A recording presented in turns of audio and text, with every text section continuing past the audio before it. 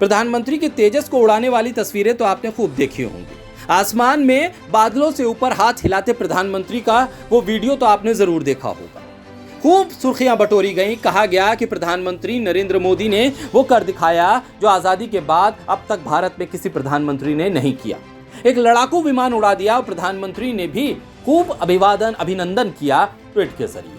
और बीजेपी के नेता ये बताने लगे कि कैसे दुनिया का सबसे ताकतवर देश बन गया है भारत, अपनी सीमाओं की रक्षा करने के लिए स्वदेशी अपना रहा है और हमारी सीमाओं की तरफ नजर उठाकर कोई देख भी नहीं सकता। जब प्रधानमंत्री तेजस उड़ा रहे थे, उसी दौरान म्यांमार के विद्रोही मिजोरम बॉर्डर पर कब्जा कर रहे थे। जी हाँ, दरअसल म्यांमार से घुसपैठ के बीच मिजोरम में खतरा बढ़ रहा है। म्यांमार में सेना से लोकतांत्रिक असमर्थन लड़ाई लड़ने वाले चीन डिफेंस ज्वाइंट फोर्स की चिनलैंड काउंसिल ने भारत म्यांमार बॉर्डर पॉइंट में तियाओ खम्बावी में गेट पर कब्जा कर लिया। संगठन ने वेलकम टू चिनलैंड का बोर्ड लगाया, चिनलैंड का झंडा फहरा दिया।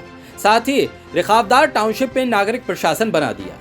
उसने मिजोरम के उन इलाकों में एंट्री कर ली और वहां पर जाकर म्यांमार के नागरिकों में से 800 को सुरक्षित स्वदेश वापस जाने की हरी झंडी दे दी। और ये पहली बार हुआ है जब भारतीय सीमा तक विद्रोही पहुंचे हैं। हालांकि भारतीय अधिकारियों ने कहा है कि जो कुछ भी हुआ है वो म्यांमार की सीमा में हुआ है, भारत से इसका कोई लेना देना नहीं। उन्होंने कहा कि भारत के पूरे इलाके नियंत्रण में हैं, सीमा पर असम राइफल्स की चौकसी बढ़ा दी गई है। म्यांमार के विद्रोहियों के मिजोरम बॉर्डर पर कब्जा करने के बाद अब सवाल खड़े हो रहे हैं कि बॉर्डर सुरक्षित है या नहीं। आखिर बॉर्डर पर सुरक्षा में हुई चूक का जिम्मेदार कौन है? आखिर कैसे म्यांमार के विद्रोही मिजोरम बॉर्डर तक पहुंच गए? कैसे उन्होंने बॉर्डर पर एक बोर्ड लगा दिया? एक तरफ तो प्रधानमंत्री मोदी हो या बीजेपी का कोई नेता ये कहते थकते नहीं हैं कि भारत अब वो पहले वाला भारत नहीं है, दुश्मन को मुंहतोड़ जवाब देता है। अब कोई भारत की तरफ आंख उठाकर देख नहीं सकता, ईंट का जवाब पत्थर से मिलता है। उत्तर प्रदेश के मुख्यमंत्री योगी आदित्यनाथ तो तेलंगाना जाकर कहते हैं कि प्रधानमंत्री मोदी के नेतृत्व में नया भारत बना है, भारत किसी को अब छेड़ता नहीं है और उसे कोई छेड़ता है तो वो छोड़ता नहीं है।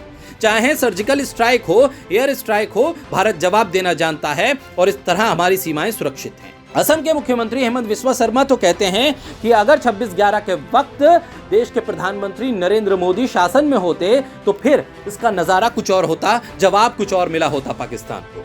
लेकिन इस बीच मिजोरम बॉर्डर पर कब्जा हो जाता है। इसको लेकर आप क्या सोचते हैं? कमेंट बॉक्स में जरूर बताइए।